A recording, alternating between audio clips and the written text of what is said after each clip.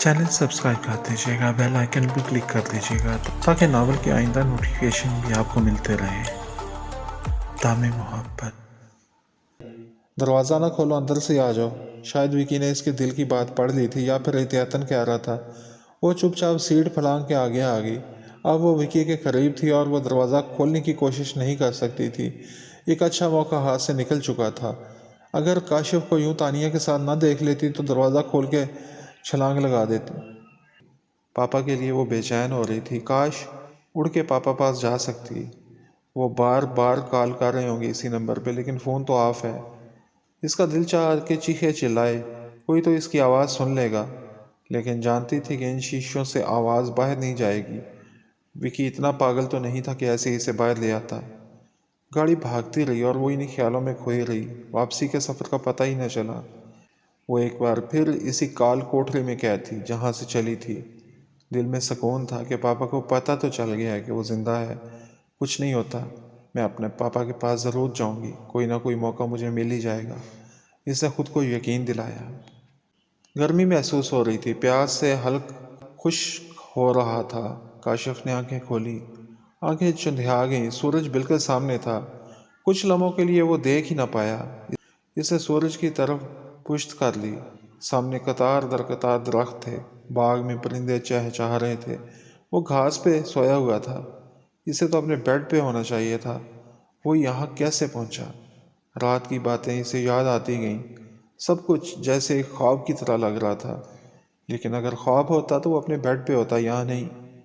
इसके होंठों पे मुस्कुराहट आ गई। ख्वाबों ख्याल में ही सही, हिना इसके पास आती थी।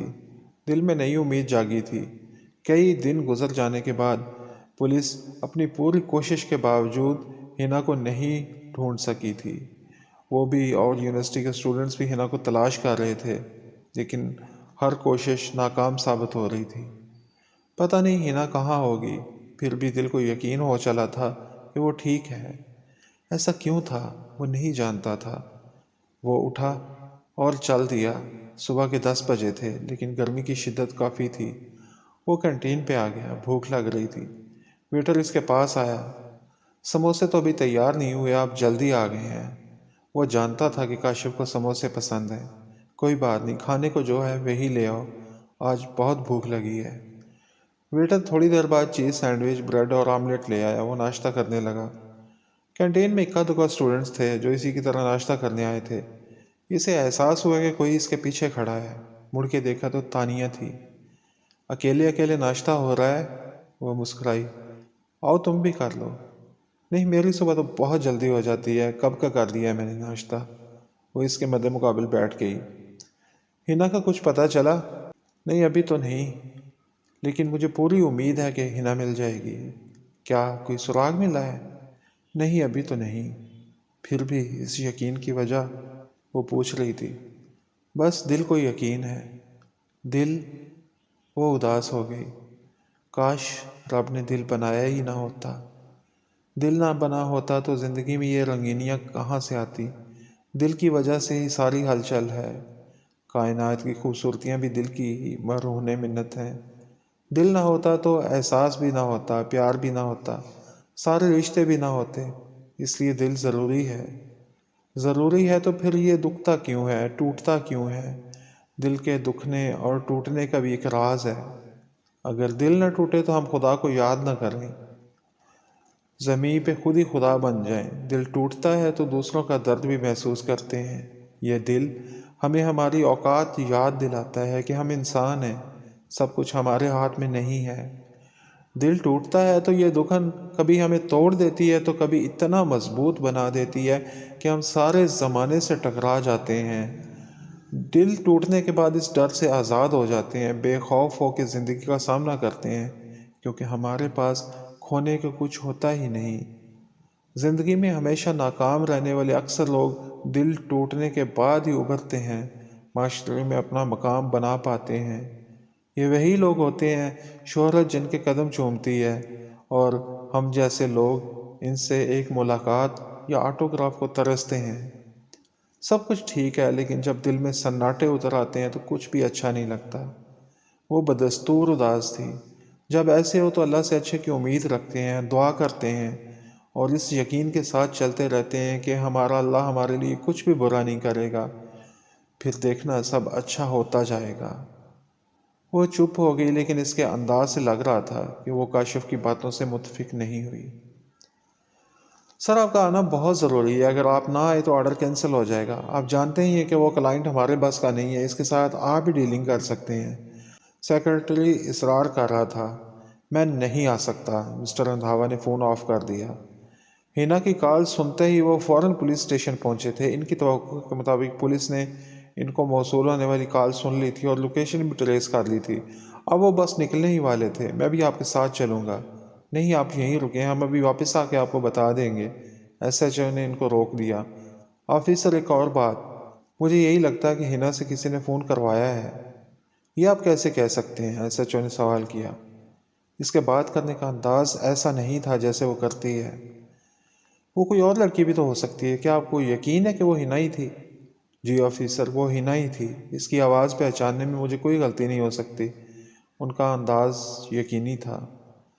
چھاپا مار ٹیم روانہ ہو چکی تھی اور وہ وہیں بیٹھ گئے۔ جب سے ہینا گم ہوئی تھی وہ آفس نہیں گئے تھے۔ کام چل رہا تھا، لیکن کئی بار ان کی عدم موجودگی کے باعث نقصان ہو چکا تھا۔ انہیں اس نقصان کی پرواہ بھی نہیں تھی۔ کتنے سارے دن اس امید پہ کٹ گئے تھے کہ ہینا مل جائے گی۔ کاشف نہ ہوتا تو نہ جانے وہ کیا کر بیٹھتے۔ اس کی موجودگی انہیں اچھی لگتی تھی۔ کوئی تو ان کے دکھ میں برابر کا شریک تھا۔ گھنٹوں ان کے پاس بیٹھا رہتا۔ ہینا کی باتیں وہ اسے کرتے تھے، کیونکہ ان کے بعد اگر کوئی ہینا کو چاہتا تھا تو وہ کاشف ہی تھا۔ اس سے مل کے بات کر کے اپنائیت کا احساس ہوتا تھا۔ لگتا تھا کہ جیسے اسے وہ بہت پہلے سے جانتے ہیں۔ ہینا سے بات کر کے بھی انہیں یقین نہیں آ رہا تھا۔ لگتا تھا کہ جیسے کوئی خواب دیکھ رہے ہیں۔ اتنے دنوں بعد ہینا کا فون، اور وہ کہہ رہی تھی کہ اپنی مرضی سے کہیں گئی ہے۔ ایسا نہیں ہو سکتا۔ ضرور کسی کے دباؤ میں آ کے ایسا کہہ رہی ہوگی۔ اس سے بات کر کے وہ خوش تو تھے کہ وہ ٹھیک ہے، لیکن کچھ عجیب سا بھی فیل ہو رہا تھا۔ ہینا ان کو ہمیشہ پاپا کہہ کے مخاطب کرتی تھی، لیکن فون پہ وہ ڈیڈی کہہ رہی تھی۔ لازمی بات ہے اس کے پاس کوئی موجود تھا، اور وہ ایسا کہہ کے ان کو بتانا چاہتی تھی کہ وہ یہ سب کچھ اپنی مرضی سے نہیں کہہ رہی۔ کیا ہینا مل جائے گی؟ کیا پولیس والے اسے ڈھونڈ لیں گے؟ کہیں اسے کوئی نقصان نہ پہنچ جائے؟ دل فکر مند تھا۔ وہ ساتھ جانا چاہتے تھے، لیکن ایس ایچ او نے انہیں وہیں انتظار کرنے کے لیے کہا تھا۔ سوچ رہے تھے کیا پتہ ہینا کو وہ ساتھ ہی لے آئیں۔ مایوسی کے اندھیرے میں امید کی کرن چمکی تھی۔ وہ خود کو بہتر محسوس کر رہے تھے۔ دل کی دھڑکن تیز تھی۔ انہوں نے کاشف کو بھی فون کر دیا۔ تھوڑی دیر بعد وہ بھی وہیں پہنچ گیا۔ کیا ہوگا؟ پولیس آئی نہیں ابھی تک؟ نہیں، ابھی تک تو نہیں آئے۔ اللہ خیر کرے انکل، آپ فکر نہ کریں، ہینا مل جائے گی۔ وہ بھی خوش تھے۔ اتنے بہت سارے دنوں بعد یہ تو پتہ چل گیا تھا کہ ہینا زندہ ہے، ورنہ دل میں طرح طرح کے خیال آتے رہتے تھے۔ ہینا کے دو چاہنے والے ایک ساتھ اس کے لیے دل ہی دل میں دعائیں کر رہے تھے، اور اس کے آنے کا انہیں بڑی شدت سے انتظار تھا۔ 2 گھنٹے کے جاں غسل انتظار کے بعد پولیس کی پارٹی واپس آئی۔ لوکیشن کسی گاؤں کی تھی اور وہاں سے ان کو کچھ نہیں ملا تھا۔ مجرم بہت چالاک ہے۔ سم نمبر بھی کسی اور کے نام پہ رجسٹرڈ تھا۔ اس نے کال گاؤں سے کی تھی۔ عینی شاہدین نے بتایا کہ گاڑی کچھ دیر وہاں کھڑی رہی تھی اور اس کے بعد چلی گئی۔ لگتا ہے آپ سے بات کروانے کے لیے وہ گاڑی میں ہینا کو وہاں لے کے آیا تھا۔ آپ فکر نہ کریں، ہم جلدی مجرم تک پہنچ جائیں گے۔ کوئی نہ کوئی غلطی وہ ضرور کرے گا۔ ایس ایچ او نے انہیں تسلی دی۔ وہ اٹھ کھڑے ہوئے۔ ہینا خوش تھی اور بے چین بھی۔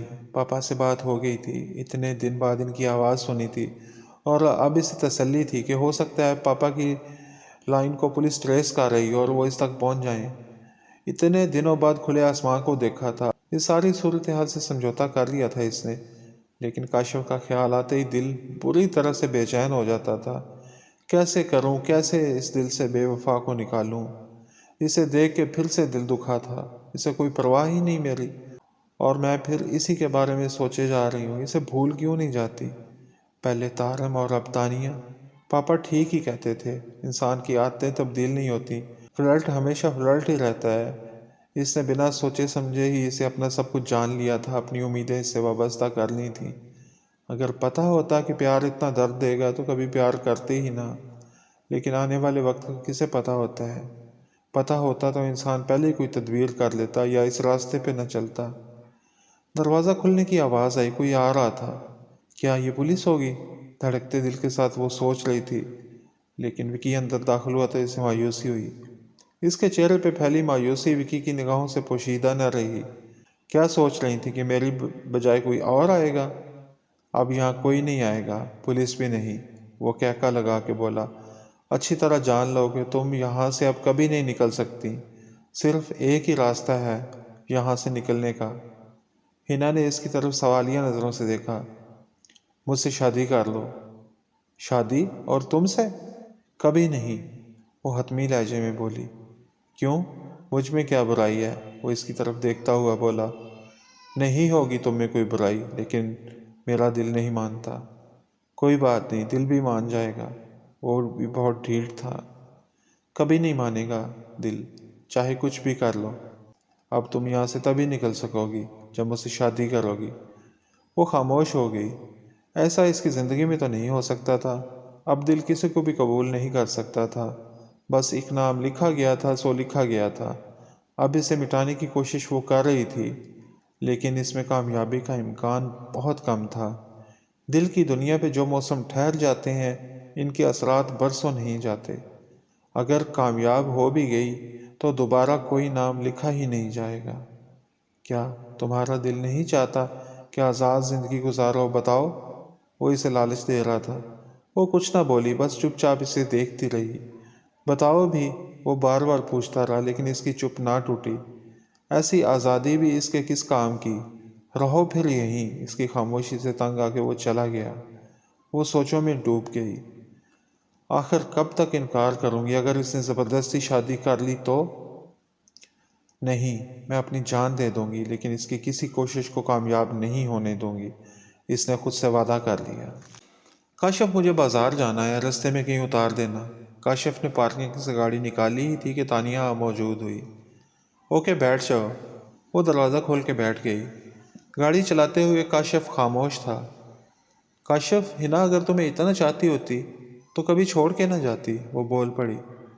نہیں، ہنا کے ساتھ ضرور کوئی حادثہ پیش آیا، ورنہ وہ ایسے کہیں نہیں جا سکتی، وہ یقین سے بولا۔ بہت یقین ہے تمہیں ہنا پہ؟ ہاں، بہت زیادہ۔ اتنا یقین مجھے خود پہ نہیں ہے جتنا اس پہ ہے۔ جب زیادہ یقین ہو تو یقین ٹوٹ جاتا ہے۔ مجھے بھی سرمد پہ یقین تھا کہ کبھی نہ کبھی میرا ہو جائے گا، لیکن اس نے میرا یقین توڑ ڈالا۔ پیار میں دل ٹوٹ جائے تو جینے کا کوئی راستہ ہی نہیں بچتا۔ اس کی آنکھوں سے آنسو نکل آئے۔ تانیہ، پلیز چپ ہو جاؤ۔ کیا پتا وہ دل سے تمہیں چاہتا ہو۔ اگر چاہتا ہوتا تو بتا دیتا۔ تم بھی تو ہنا کو چاہتے ہو، تو کیا چھپایا اس سے؟ تانیہ، وہ کسی اور کو چاہتا ہوگا۔ نہیں، ایسا ہوتا تو بھی مجھے پتا ہوتا۔ یہاں پاس گاڑی روک دو۔ کاشف نے گاڑی روک دی۔ تانیہ گاڑی سے نکلی اور سڑک کراس کر کے نہر کی طرف جانے لگی۔ کاشف کو اس کا انداز مشکوک لگا۔ وہ بھی گاڑی سے نکل کے اس کے پیچھے لپکا۔ وہ نہر کے کنارے پہنچ چکی تھی۔ آنکھیں بند کر کے کودنے ہی والی تھی کہ کاشف نے اسے تھام لیا۔ ایک لمحے کی بھی تاخیر ہو جاتی تو وہ نہر میں گر چکی ہوتی۔ چھوڑو مجھے نہیں جینا، وہ مزاحمت کرنے لگی۔ راہگیر رک کے دیکھ رہے تھے۔ تانیہ، ہوش کرو، دیکھو سبھی دیکھ رہے ہیں، پاگل مت بنو، ایسے تماشا بن جائے گا۔ وہ اسے زبردستی کھینچ کے گاڑی کے پاس لے آیا۔ چلو اندر بیٹھو۔ تانیہ نے ایک نظر اسے دیکھا اور گاڑی میں بیٹھ گئی۔ کاشف ڈرائیونگ سیٹ پہ بیٹھا اور اس نے گاڑی آگے بڑھا دی۔ تانیہ سر جھکائے بیٹھی تھی۔ زندگی اتنی سستی نہیں ہے، حرام موت مرنے کا کوئی فائدہ نہیں ہے۔ دنیا میں بھی انسان بزدل کے نام سے پکارا جاتا ہے اور آخرت بھی خراب کر لیتا ہے۔ کاشف، نصیحت کرنا دنیا کا آسان ترین کام ہے۔ تم اگر کسی کو چاہتے اور وہ تم سے جان چھڑاتا تو میں دیکھتی کہ تم کیسے رہتے ہو اس کے بن۔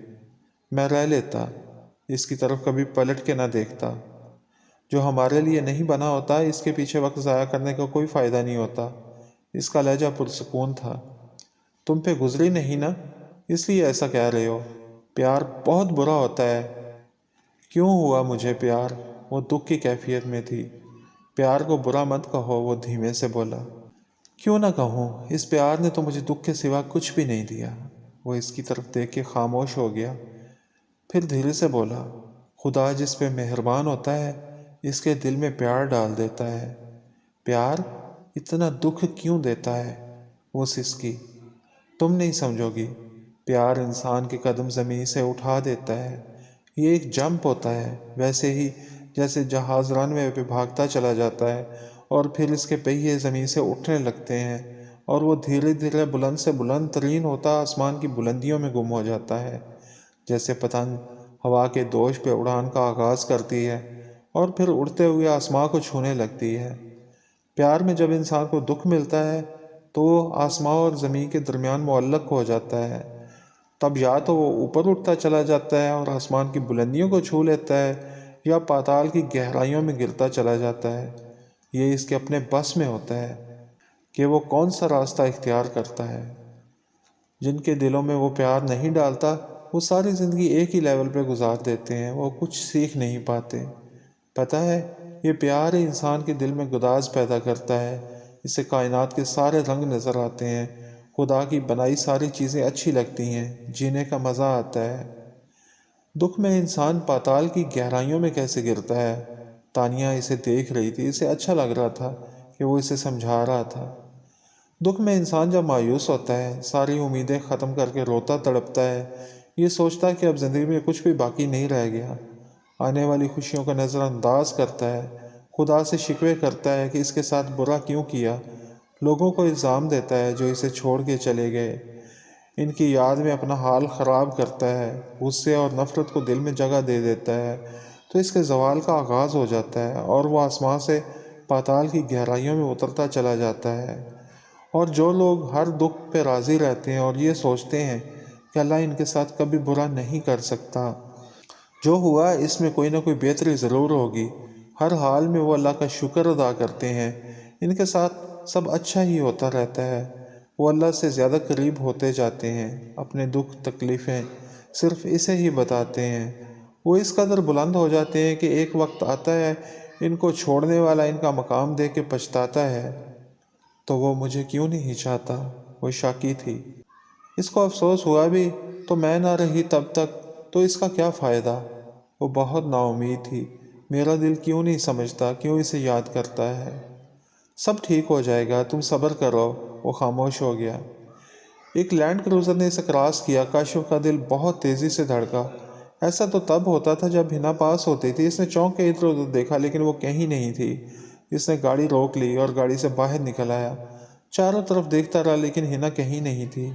کچھ دیر ادھر ادھر دیکھنے کے بعد وہ واپس لوٹ آیا۔ کیا ہوا کاشف؟ تانیہ اس سے مخاطب تھی۔ کچھ نہیں، بس ایسے ہی۔ وہ مایوس ہو کے گاڑی میں بیٹھ گیا۔ پہلے نگاہیں دھوکہ دیتی تھیں، اب دل بھی دھوکہ دے رہا ہے۔ تانیہ اس کی جانب دیکھ رہی تھی۔ اسے کاشف کا روکنا اچھا لگا تھا، اس کا لمس، اس کا انداز، اپنائیت۔ وہ اسے اہمیت دے رہا تھا، اسی لیے اسے بچایا، اور اب اسے مشورے دے رہا تھا۔ نہر میں کودنے کا اس کا کوئی ارادہ نہیں تھا۔ مایوس تو تھی لیکن اتنی بھی نہیں کہ جان ہی دے دیتی۔ وہ بس دیکھنا چاہتی تھی کہ کاشف اسے روکتا ہے یا نہیں۔ اسے یقین تھا کہ کاشف اسے روک لے گا، اور یہی ہوا بھی، کاشف نے اسے روک لیا تھا۔ دل کی دھڑکن رنگ بدل رہی تھی۔ کاشف اس کی کیفیت سے انجان تھا اور وہ چپکے چپکے اسے دیکھے جا رہی تھی۔